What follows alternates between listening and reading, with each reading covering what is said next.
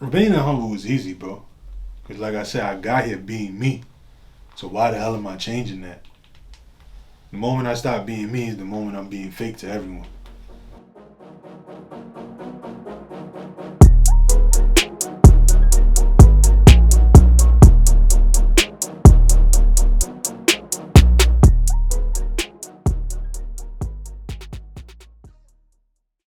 Flyers comedy. You already know what the vibe is, man. What's going on? Man, how's everything going? Everything good, bro.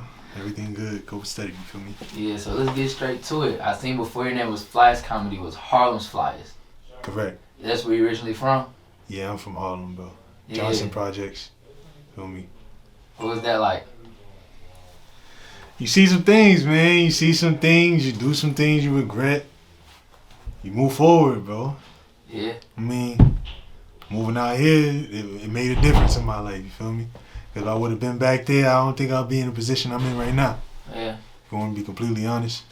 Do you feel like growing up in Harlem, you had to follow the swag that was already out there with Jim Jones? They are from Harlem. Jim Jones not necessarily my era, you feel me? He's an old dude. Well, I mean, he's an older cat, you feel me? But like, when it comes to like dressing in persona, I guess everybody tries to fit in at a certain age, you feel me? Until you find your own route and do your own thing. Yeah. But this dressing thing, I do that, so that's me regardless. Where'd you get that from, would you say? Shoot, my dad. For real. I really got like 4 parents, bro, you feel me? 4? 4. 2 mothers, 2 dads. My stepmom and my stepdad play their part, you feel me? Yeah. But I say I got that from my stepdad, the dressing and stuff, you feel me? Like, So, he really dressed me. Is the rest of your family in the comedy? Is everybody funny? Or you just like the anomaly out of the family? Everybody's hilarious, if you want to be honest with you. My older brother and my older cousin, my older brother Toast and my older cousin Thor, we call him Thor, Nico. But anyways, they hilarious. Like, it's just been us 3 making everybody laugh. But I'm like really the one that put it on camera. Yeah. Yeah. So what was the transition? What was it like the first time you loaded up the camera and hopped in front of it and was like, man, I'm gonna make this video? I'm be honest with you, when I was younger, bro, like 12 years old, maybe even younger than that, my dad got me a phone. It had no minutes on it, but it could record videos and stuff. And like with my cousins in the projects, I would always record funny videos on that. Then it just transitioned into me doing funny memes when I moved out here. And then one day I just did one little video and everybody was feeling that. And I was like, I'm going to keep on going. Yeah. Which video was that? The very first video I ever did was probably like back in 2013, where it was like, it's not necessarily a skit, it's just a video I put out there on my Instagram, but it was a video where I seen a girl with a nice ass, you feel me? And it wasn't a girl. like I got her attention and she turned around and it was more manly than I was, you feel me? Nothing against that, but that's not my cup of tea. You feel me? It's like, that was the first video. But my first skit was when the shorty walked in with a walkie-talkie and she throw it at me like, whose phone is this? I'm like, sure, it's a walkie-talkie. You tripping right now. But that's that. From there, it just kept on. Like, it's just something I like doing. That. So on the content of your videos, do you feel like you pull more from your Harlem experience or your Atlanta experience? It's kind of difficult to say because, like, it's 2 different experiences, but it's still that one same life, you feel me? Like, I don't really, like, it didn't change me, like, move from there to there. I mean, there to here, but I guess you could say more of Atlanta, because I moved out here when I was 15. And then, like, I kind of grew up, like, adult-wise out here. Adolescence was in New York. So ain't nothing really funny about situations I've been out there. But out here, it's like, it's just whatever's relatable, to be honest with you. It had to be a culture shock, though, because I feel like in New York, y'all are so serious all the time. Yes, bro. You know what I'm saying? Y'all are always dead ass. There's no good mornings. There's no how you doings in the morning, you feel me? I tried to bring that Southern hospitality to Georgia, bro. I mean, to New York. And they was on some like, bro, what are you doing? Like, what do you mean good morning? Like, you want me or something? I'm like, nah, bro. I'm just asking you how you doing, you feel me? But it's definitely a culture shock, bro. Like, moving out here, bro, maybe that first Friday I went to school, bro. There was a pep rally in Marietta, and I'd never been to a pep rally in my life. I thought that was only in movies. And I'm wondering where is every class at? Like nobody's in class. I get to the pep rally, there's a damn mascot flipping and all that, and I'm like, oh, I thought this was only in the movies. But that was a real culture shock, bro, because they would never put all of us in the same gym in my old school, bro. Never. My old school we didn't even have a gym. Our gym and our auditorium was the same thing. Dead serious. What's the craziest thing you seen while you was in school in New York? I seen a nigga get thrown in the locker and his shoe was not in the locker when he got thrown in it. What you mean? They threw him in the locker, and when the door slammed, it didn't slam because his foot was still out. And it was like, damn, bro, you really did that to a little boy, like. And I seen someone got put on top of a locker. I seen someone get smacked with a carton of milk in school. I seen someone get jumped and the security guard laughed.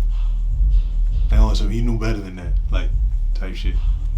So when you moved down, to Atlanta and it was more lax, were you seeing kind of the same thing down here, or was it a whole different experience? Nah, bro. I don't even remember seeing any fights in school, to be honest, out here.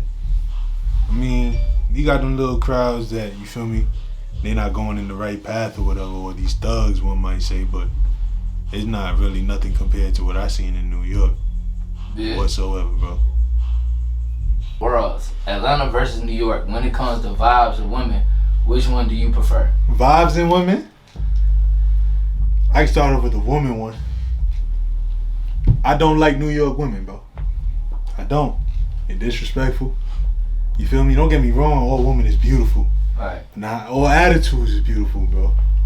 There's just something that don't sit right with me that I'm going back and forth with my shorty. And when I try to walk away, she say, suck my dick. And it's like, go get your father.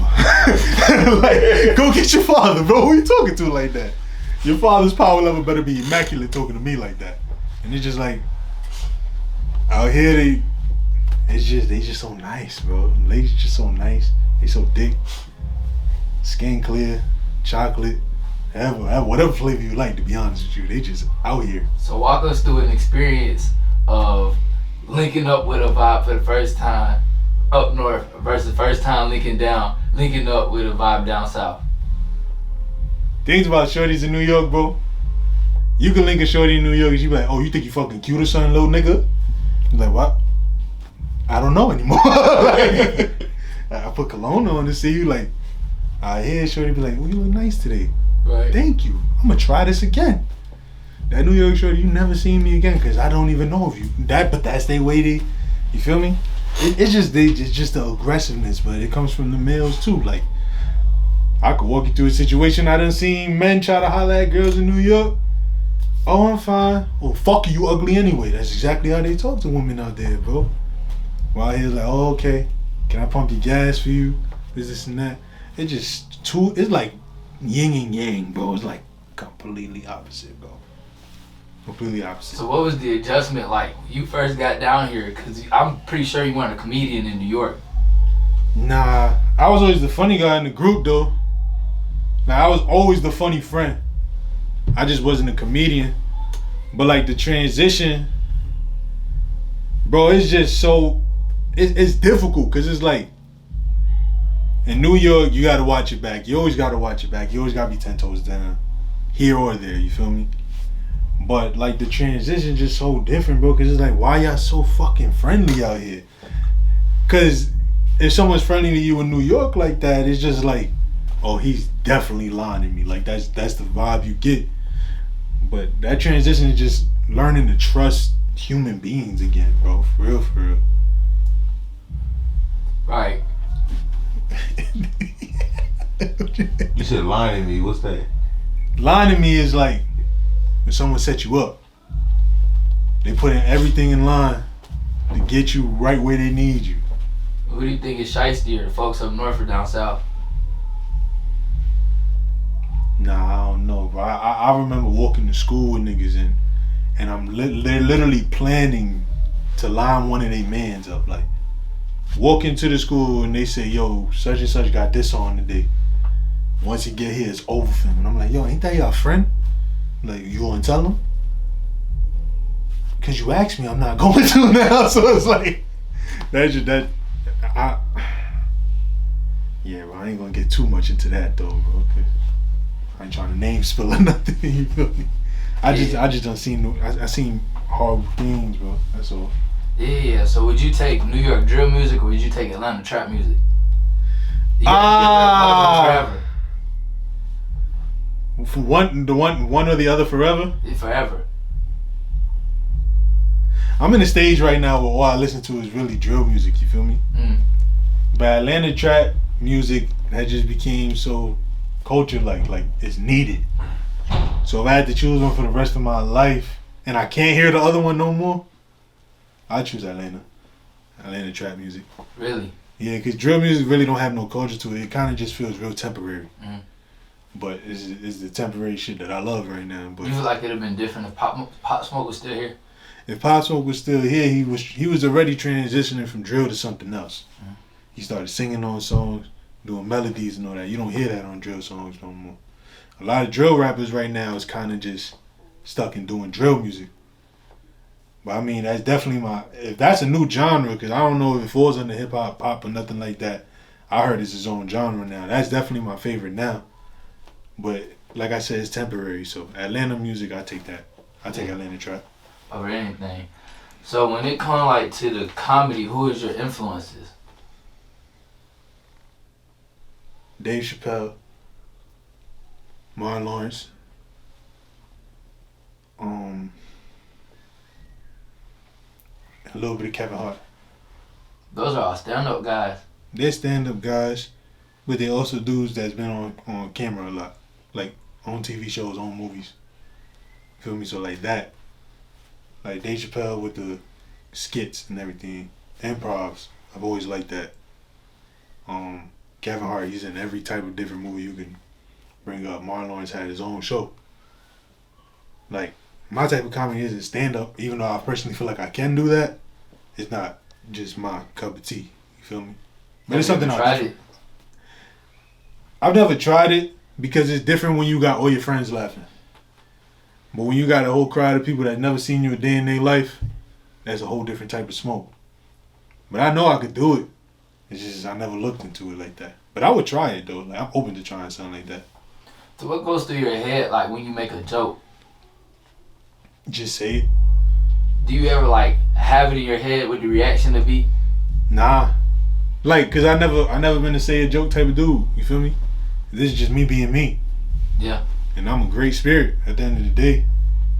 Sometimes I be talking and just like, bro, I'm dead serious, like, and everybody's laughing. I genuinely like making people laugh, so it don't bother me, but I don't ever have a joke like, oh yeah, this is the one. Like, this is gonna make them laugh. That's never been me before. Do you ever find yourself being serious and everybody finding you being funny? Hell yeah. Bro, one time I fell and my pants ripped, bro. Right down the middle. I'm talking from the crotch all the way to the thigh. And everybody was laughing, bro. And I was like, bro, I'm dead serious. Everyone stop laughing right now. And it just made them laugh harder, bro. And not only did the pants rip, bro, my boxes did too. So it was like double trouble, bro. Bro, I called my mom. I was like, Mom, please let me go home and get some new pants. She said, no, you worried about the wrong things. I said, Mom, please. Where was you at? I was in school, bro. I fell in front of everybody in school, bro. Bro, I went to Life Sciences Secondary School in Harlem, bro. The cafeteria.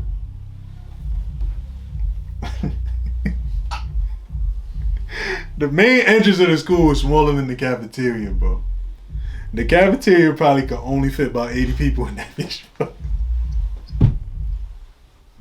So I fell in front of the whole school, basically, bro. Like, there was no room. And I called my mother, like, yo, Mom, like, I feel the breeze everywhere. I need to go home, please. Or please bring me some pants. You worried about the wrong thing. That's why your grades is like that right now.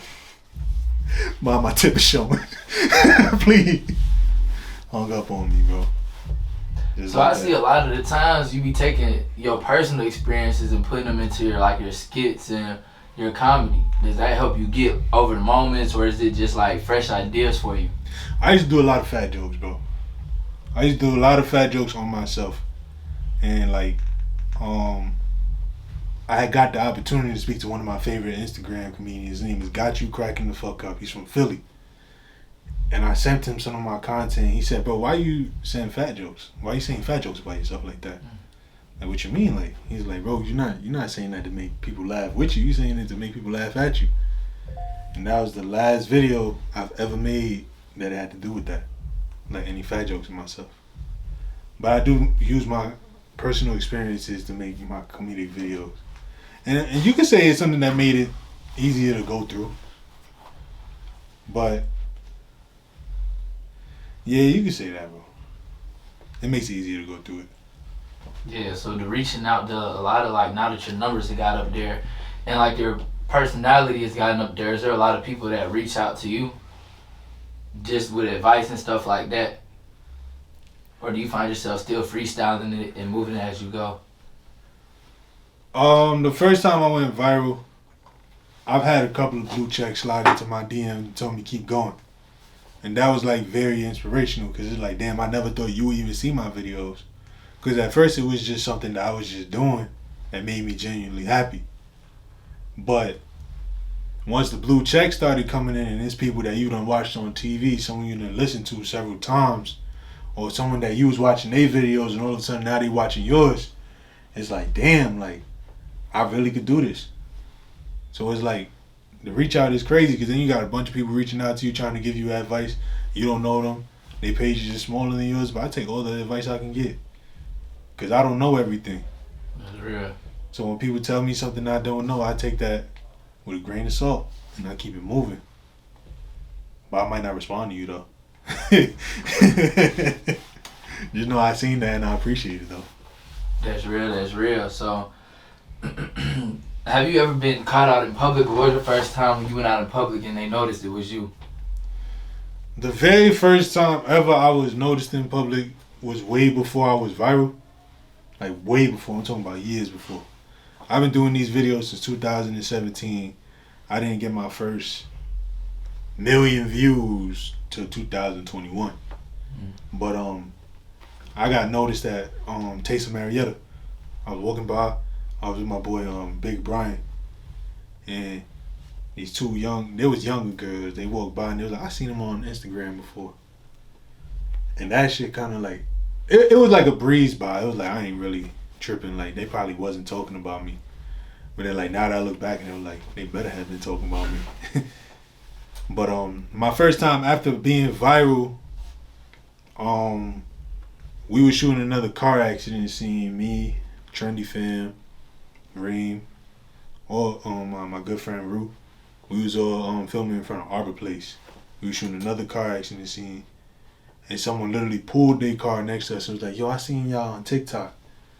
And I was like, oh shit, like it's real. And then one time I was noticed by myself. I was with my boy Kobe. We was walking through JD Sports in Cumberland Mall. And he my boy now named Chris. Chris was sitting in like in the corner and he was seeing me. He was like poking his head through the crowd. He was like, hold on. He came up to me, he pointed at me. He was like, yo, you fly as comedy.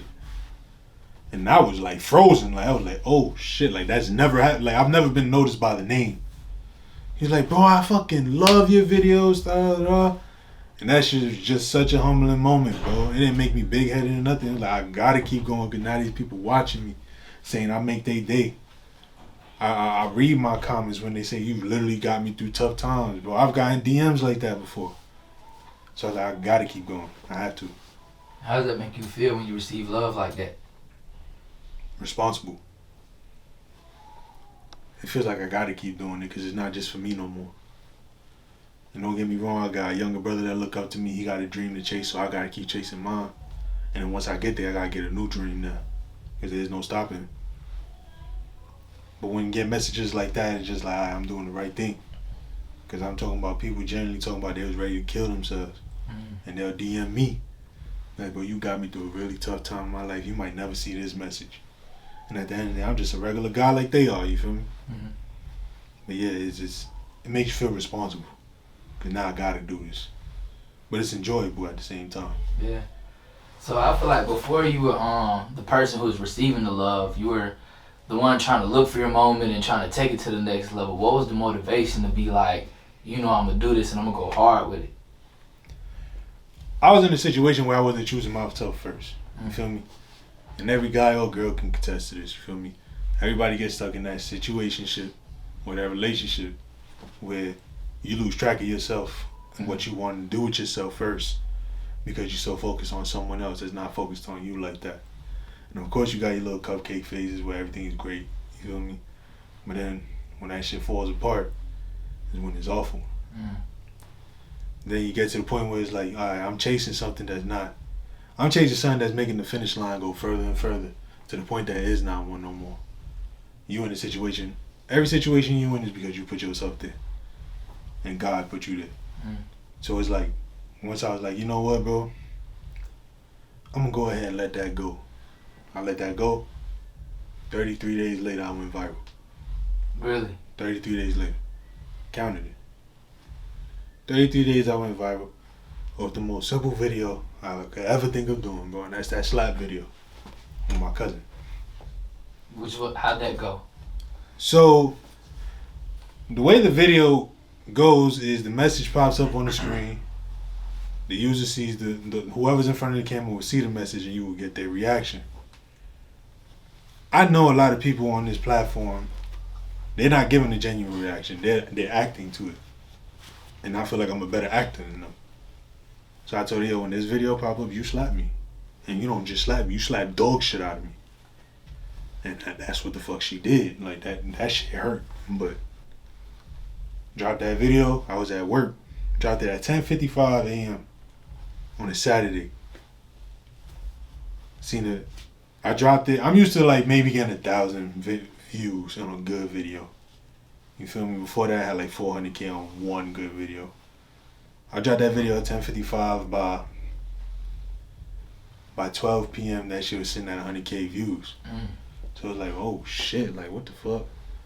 Kept going. By the time I clocked out, made it home, my boy TJ called me. He was like, bro, you hit 1 million views. And I said, what? I checked that shit. That shit said I had 1 million views on TikTok, bro. And I'm like, whoa, like, I never thought I'd see that. Never. Not now, at least. Time just came. And from there, it was up. Couldn't stop. What was the feeling like when you seen that film? Unreal, bro. Because it's like, no fucking way. You felt pressure to keep having to perform that film? Or it was just so natural, you was just like, now I'm here? Pressure. I feel like when it comes to artists, comedians, it's just like, once they get that one hit, you're like, I gotta hit that again. But then you realize sometimes you just can't. You can't hit it again. And what I mean by that is, you can never aim for the same thing, you gotta aim for bigger. So like, I hit 1 million, let me go and hit 2 million now. Let me see what I can do with this next video. Cause I feel like once you got that one thing, like yeah, you got your niche, you're gonna keep going with it. But you gotta try other things in between, you feel me? So, yeah, of course the pressure was on. It was like, damn, like, I've really gotta do this again. And it's like you don't, bro, because you got here being yourself. So all you gotta do is just keep being yourself again. And that's what made the pressure like relax. Excuse me. And then what came next? The next MI hit I did, there was this like again the car accident scene. That was like a thing for a little bit. And I tried it out and I told my boy 1K, I said, yo 1K, just simply when the camera turned to you, say you just hit them, camera turned back, you play dead too. And that shit went stupid. That shit went dummy stupid. But a lot of people think that baby accident scene was the first one. It wasn't. First one was me, my boy, TJ, my boy Ish, 1K, and my cousin Precious. That was the first one I've ever done. Before that baby video, I did 4 car accident scenes. Before that one that just went bonkers. And that was next. The one that came after that was the protective brother. Protect the Brothers, where I wear the all black suit that say Prevail on my chest. And that word mean a lot to me. And that video did 30 million views in a week. So it's like, that's the most viral I've ever been. Then the Baby video followed after that. And that one made it to the news, huh? The Baby video made it to the news for sure. I'm talking about, I had people, my homegirl Ariel, she DM'd me, she said, you know you on Fox 5 News. I'm like, what? Like, yeah, you on Fox 5 News. I said, no way. I was sitting at the airport, I was coming from New York, she sent me that link, I sent that shit to everybody. I'm like, well, I made it to the news. And she was in Cali watching that video. Jeez. I'm in New York going to Atlanta. And I was like, damn. Now that put some pressure on me. I'm like, I'm trying to make news again. That put a lot of pressure on me right there. But you seem so grounded. You know what I'm saying? Like, you still calm. You don't seem like, you know, the TikTok personality or the social media personality. You just seem so reserved. How you stay so humble when you hitting the news, when you doing 30 million in a week, especially when you're saying you were going to work and having to clock in and then shoot videos. How do you remain humble? Remaining humble was easy, bro. Because like I said, I got here being me. So why the hell am I changing that? The moment I stop being me is the moment I'm being fake to everyone. That's the only reason it's so easy. You can stay grounded when you know who you are. And once I learned self-love for myself and that once I learned you can put God first, put you second, you're gonna be great, bro. You're gonna be great. I appreciate the interview. We have our sponsor, Black Street University. I wanted to gift that to you and just appreciate you for pulling up, bro. Is it extra large? That's extra large, bro. I gotta try it on right now. What you think about it? This is hard, bro. I already got some kicks I can fit this. Go straight with it. You ain't know the vibe. It's a good sponsorship. Black owned. Oh yeah. You can do that. Do that for sure. Where can we find you Show at? the camera. Here you go, bro. You wanna reshoot that? Lift it up a little bit. I thought I was supposed to be in it. Got mine looking at. Nah, this shit is hard though, for real, for real. The school in the sky, everybody's fly. That's hard. Is there any? You can find me on Instagram, TikTok, and now Facebook. Flyers Comedy on all platforms, you feel me? And if you're gonna repost my shit, tag a nigga, you feel me? Let them know where you got that shit from. Or my manager's on your ass. Gangster. I really appreciate you.